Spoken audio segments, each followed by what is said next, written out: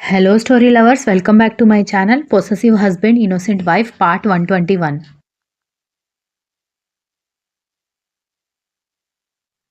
హాస్పిటల్కి వెళ్ళింది కారులోనే కదమ్మా అని దక్ష అనగానే, కారులోనే హాస్పిటల్ లోపలికి కూడా వెళ్ళారా?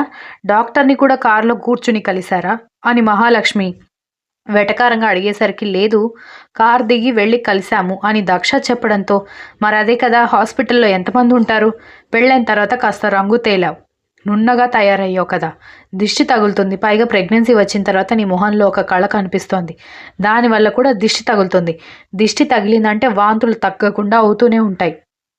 ఇప్పటి వరకు నీకు వేవిళ్ళు లేవు, కావాలనుందా అనగానే, అమ్మో వద్దు, ఒక్కసారి వాంతి అయితేనే చిరాకుగా అనిపించింది అని అంది దక్ష.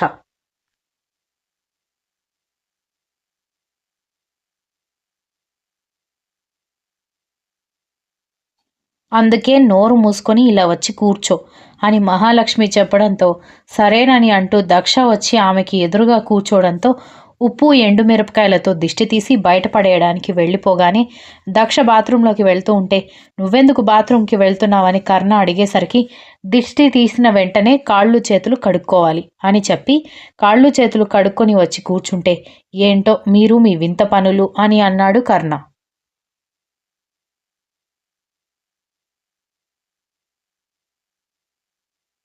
ఇదేమీ వింత పని కాదు, తరతరాలుగా మన తెలుగు వాళ్ళు ఫాలో అవుతున్న ఆచారమే అని అంటూ అతని పక్కన కూర్చుని అతని గుండెల మీద తలవాల్చుకోవడంతో, ఏంటి మేడం గారు కొంచెం రెస్ట్లెస్గా అనిపిస్తున్నారు అనగానే, తెలీదు, ప్రెగ్నెన్సీ వచ్చిన దగ్గర నుంచి రకరకాలుగా ఉంటుంది నాకు, కొద్దిసేపు రెస్ట్ తీసుకుంటాను, కదలకుండా కూర్చోండి అనగానే, సరేనని అంటూ తన ఒడిలో ఉన్న ల్యాప్టాప్ తీసి పక్కన పెట్టేసి ఆమె నడుం చుట్టూ చేయి వేసి తన దగ్గరికి తీసుకుని నెమ్మదిగా జో కొడుతూ ఉంటే హాయిగా నిద్రపోయింది.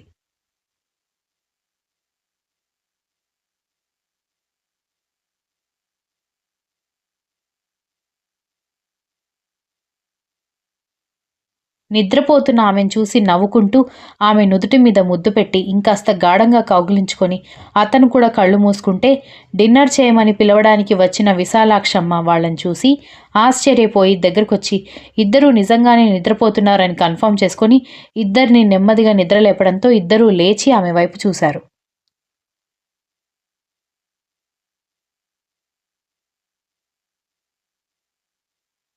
మిమ్మల్ని ఇద్దరిని డిస్టర్బ్ చేయాలని నాకు అస్సలు లేదు, కానీ డిన్నర్ చేసి పడుకోండి ఎంతసేపైనా అని చెప్పడంతో, నా వల్ల కాదమ్మా, బాగా నిద్ర వస్తోంది అని దక్ష చెబుతూ ఉంటే, తప్పమ్మా, మామూలప్పుడు వేరే విషయం, కడుపుతో ఉన్నప్పుడు ఖచ్చితంగా భోజనం చేసి పడుకోవాలి.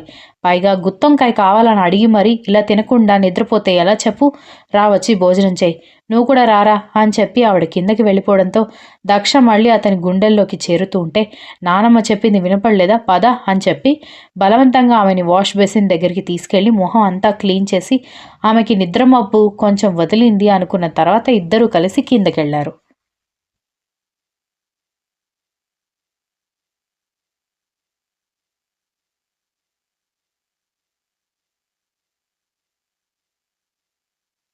దక్ష అడిగినట్టుగానే బగారన్నం గుత్తొంకాయ కూర వడ్డించడంతో దక్ష గబగబా తింటూ ఉంటే, నెమ్మదిగా తిను, నీ ప్లేట్ ఎవరూ లాక్కోరు, ఇలా స్పీడ్గా తింటే పొలమారుతుంది అని కర్ణ చెప్పడంతో సరేనని అంటున్నా కూడా ఇంకా స్పీడ్గానే తింటూ ఉండడంతో నవ్వుకున్నారు అందరూ.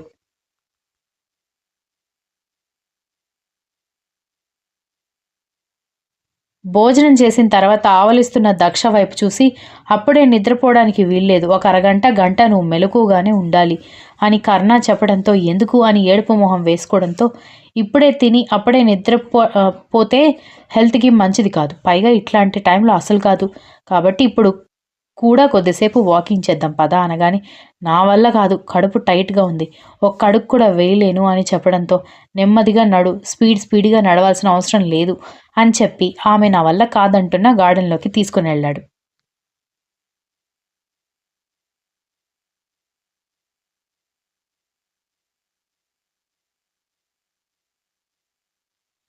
దాత్రి వరుణ్ ఇద్దరు డిన్నర్ చేయడానికి వెళ్ళి అక్కడ ఇండియన్ డిషెస్ దొరకవు కాబట్టి అక్కడ దొరికింది లోకల్ ఫుడ్ ఆర్డర్ చేసుకుని ఇద్దరు డిన్నర్ చేసిన తర్వాత ఇద్దరు కలిసి రూమ్‌లోకొచ్చారు.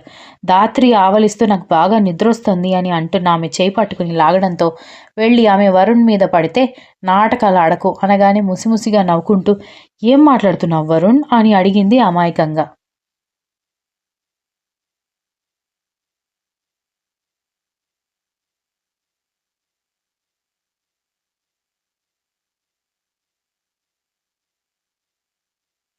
అబ్బబ్బబ్బా! ఎంత అమాయకంగా నటిస్తున్నావు. మనం ఇక్కడికొచ్చింది చెమ్మ చెక్క ఆడుకోడానికి అని అనుకుంటున్నావా? అని అడిగేసరికి ధాత్రి నవ్వుకుంటూ ఉంటే కావాలని ఆట పట్టిస్తున్నావు కదా! అని అంటూ ఆమె నడుం చుట్టూ చేవేసి దగ్గరికి లాక్కొని గాఢంగా పెదవులను అందుకోవడంతో వరుణ్ అని మాట్లాడే గ్యాప్ కూడా ఆమెకి దొరకలేదు.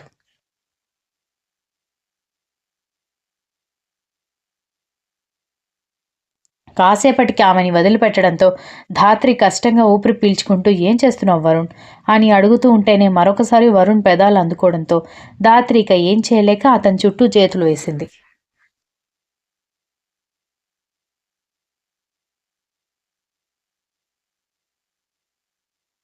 ఇద్దరూ కలిసి నెమ్మదిగా బెడ్ మీదకి చేరితే నింగిలో అందంగా షికార్లు చేస్తున్న చందమామ అది చూసి నాకు సిగ్గంటూ మేఘాల చాటుకి దాక్కుండిపోతే మిలమిలా మెరుస్తున్న నక్షత్రాలు ఇంకాస్త హుషారుగా మెరుస్తున్నట్టు ఆకాశం నిండా వెలిగిపోతూ తమకి తోడుగా ఉండాల్సిన పెద్ద దిక్కు మబ్బుల చాటుకి వెళ్ళిపోయేసరికి బిక్కుబిక్కుమంటున్న పసిపాపల్లాగా అమ్మ కొంగు వెతుక్కుంటూ వెళ్ళినట్టుగా మేఘాల చాటుకు వెళ్ళిపోయాయి.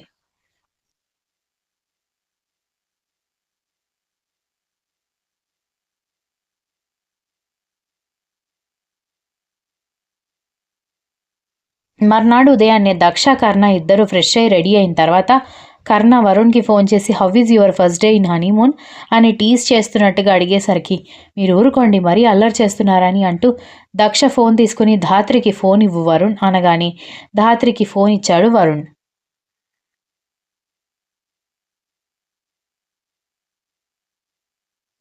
ఏంటక్కా అనగానే ఎలా ఉంది మొదటి రోజు అని దక్ష నవ్వుతూ అడిగేసరికి ఆహా ఇప్పుడు నువ్వు అడిగేదేంటి మరి అని కర్ణ వెటకారంగా చూసేసరికి నవ్వుతూ ఉంటే అక్క ఉదయాన్నే ఆట పట్టించడానికి ఫోన్ చేశావా అక్కడ లేకపోయినా కూడా నా మీద రివెంజ్ తీర్చుకోవడంలో ఎలాంటి లోటు చేయడం లేదు అనగానే నవ్వుకుంది దక్ష.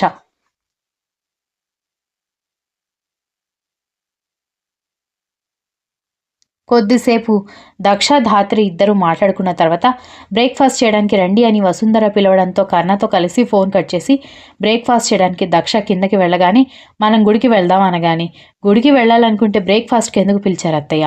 నేను బ్రేక్‌ఫాస్ట్ చేయకుండానే గుడికొస్తాను అనగానే దేవుడు మన మనసులో భక్తి ఎలా ఉందో, ఎంత ఉందో చూస్తాడే తప్ప నువ్వు తిన్నావా, తినకుండా వచ్చావా అని చూడ్డు. అయినా తినకుండా కడుపు ఎండబెట్టుకొని గుడికి రమ్మని ఏ దేవుడు చెప్పడు అని అంది వసుంధర.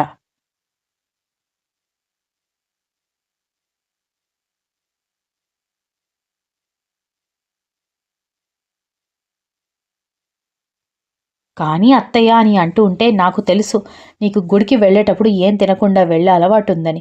కానీ ఇది వరకు పరిస్థితి వేరు, ఇప్పుడు వేరు. నువ్వు కడుపుతో ఉన్నావు. మనం ఎలా చూసుకున్నా గుడికి వెళ్ళి రావడానికి అటు ఇటుగా 40 నిమిషాలు పడుతుంది. ఈ గ్యాప్‌లో కడుపులో ఉన్న బుజ్జాయిని ఆకలితో ఉంచడం కరెక్ట్ కాదు కాబట్టి ఏం కాదు. అయినా నువ్వేమైనా నాన్ వెజ్ తింటున్నావా? మామూలు ఇడ్లీ, దోస మాత్రమే కదా! ఈ మాత్రం దానికి ఎందుకంత ఫీల్ అవుతున్నావు? అని అంటూ బ్రేక్‌ఫాస్ట్ వడ్డించింది విశాలాక్షమ్మ.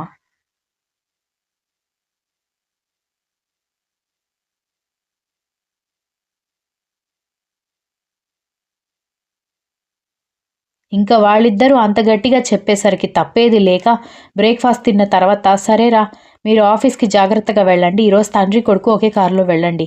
ఇంకొక కారు మేం తీసుకువెళ్తున్నాం అనగానే అదేంటి నానమ్మ మరొక కారుంది కదా! అని కర్ణ అనగానే అది ఉదయాన్నే ఆ కారు సర్వీసింగ్ కోసం డ్రైవర్ తీసుకువెళ్ళాడురా. మరొక కారు మీ తాత ఊర్లో పొలం పనులు ఒకసారి చూసి వద్దామని ఊరికి తీసుకుని వెళ్ళాడు. 4 కార్లలో ఉన్నది 2 కార్లు మాత్రమే అని చెప్పింది విశాలాక్షమ్మ. సరే మరి మేం బయలుదేరుతున్నాం జాగ్రత్త. భక్తి ఎంత ఉన్నా కూడా గుడిలో మాత్రం ఎక్కువసేపు కూర్చోకండి. త్వరగా ఇంటికి రండి అని చెప్పి కర్ణ తండ్రితో కలిసి ఆఫీస్‌కి వెళ్ళిపోవడంతో అత్తాకోడలు, ఆ కోడలికి కోడలు ముగ్గురు కలిసి గుడికి బయలుదేరారు.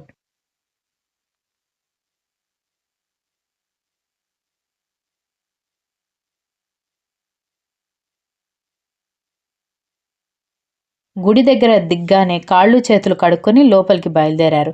Continuous. If you like the story please like, share, comment and don't forget to subscribe.